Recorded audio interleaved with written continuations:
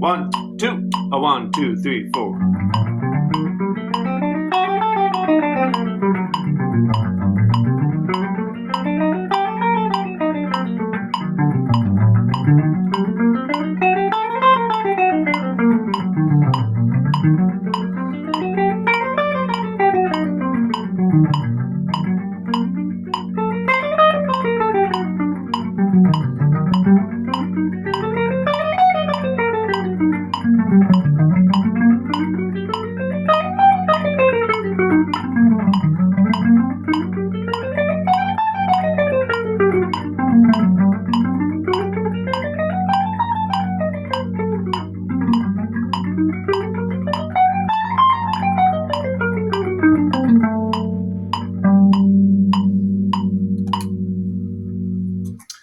Hey, so this is part 4 of my practice routine, and this is the last of the kind of more technical, scale-oriented part of my practice routine.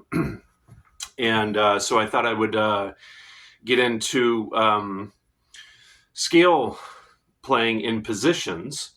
And this is, probably the most familiar and common way that scales are either taught or practiced, is kind of up and down in each position.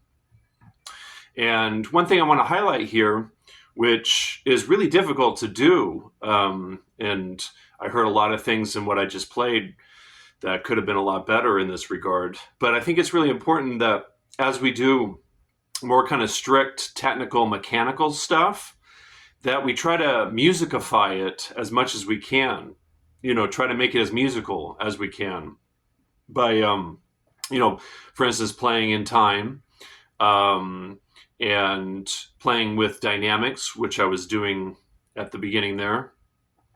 And it's really hard to do as well, but to try to have some kind of, if you're trying to play with a swing feel, which is what that was, I had the metronome on tune 4 to try to make it swing, which again, I wasn't really happy with what I just did there. But, it's something to always be working on in the context of developing your technique and developing your knowledge of the fingerboard and all of that, And so, yeah, I just wanted to highlight that aspect of kind of the technical warm-up process that I go through here, that I try to make it as musical as I can. And yeah, it's a real challenge. Even at this point, for someone like myself, that's been doing this for a long time, but yeah, so I was in the key of G harmonic minor, and harmonic minor is one of the parent scales. And I'm going to make a video at some point in the near future, breaking down and talking about the parent scales.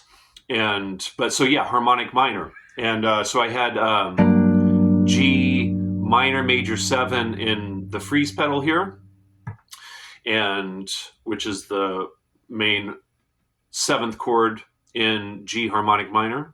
And so for those that don't know, G harmonic minor is 1, 2, flat 3, 4, 5, flat 6, 7. And there's tons to talk about with this scale, like with any scale, I suppose, but which I'll get into in future videos. But what I was doing there is orienting all those different positions against G.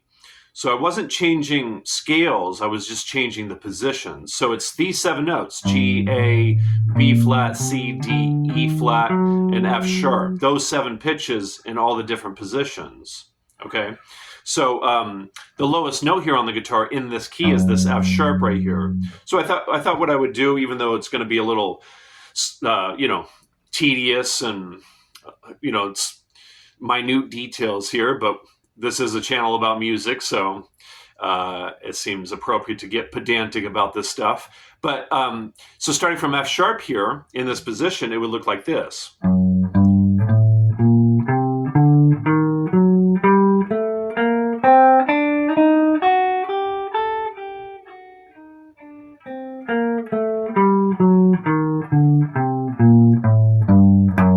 Okay, and then the next one here.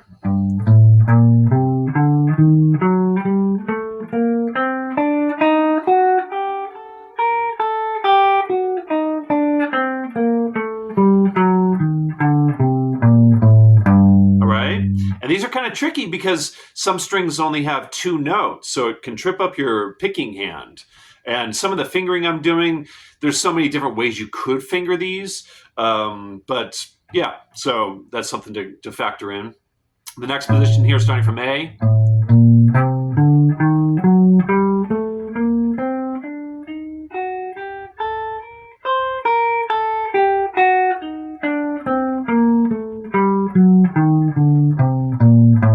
All right, and then this one.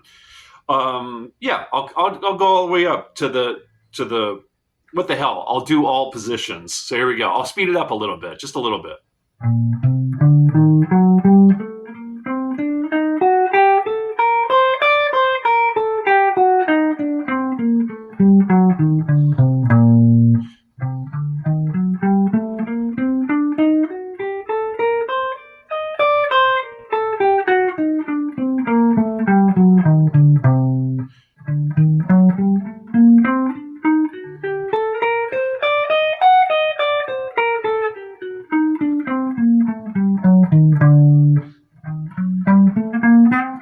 Oh. Got turned around. Yeah, that wasn't good.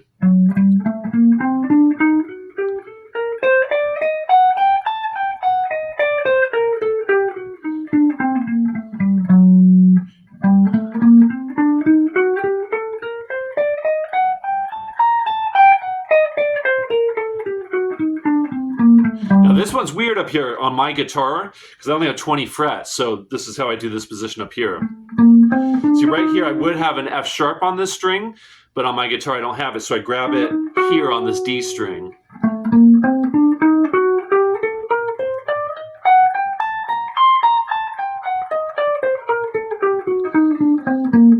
And then to G. And what I was doing at the beginning of the video there is when I get back down,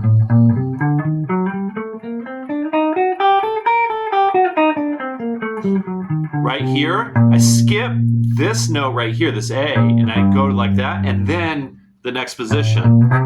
Sorry. So right here, check this out. I skip this note and then start the next position. And that way everything continues to line up in the right hand, and it helps you to flow through all the different positions by skipping that second to last note.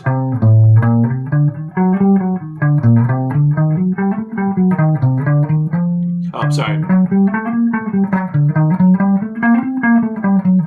You know what I mean? So that's a cool way to connect all the positions if you're just trying to keep it constant, which again is really not easy at all. So yeah, that's G harmonic minor in all the different positions there. And yeah, so that's part 4. And part 5 we'll get into when I start improvising, and then with specific tonalities. And then part 6 we'll get into where I really am just making music. And again, all this stuff is just part of my warming up process. And but most of my practicing is in the context of making music with all of this stuff, you know. So all of this stuff is just kind of the platform to use to create music with. And that's what we want to do with all this stuff, is make music, right?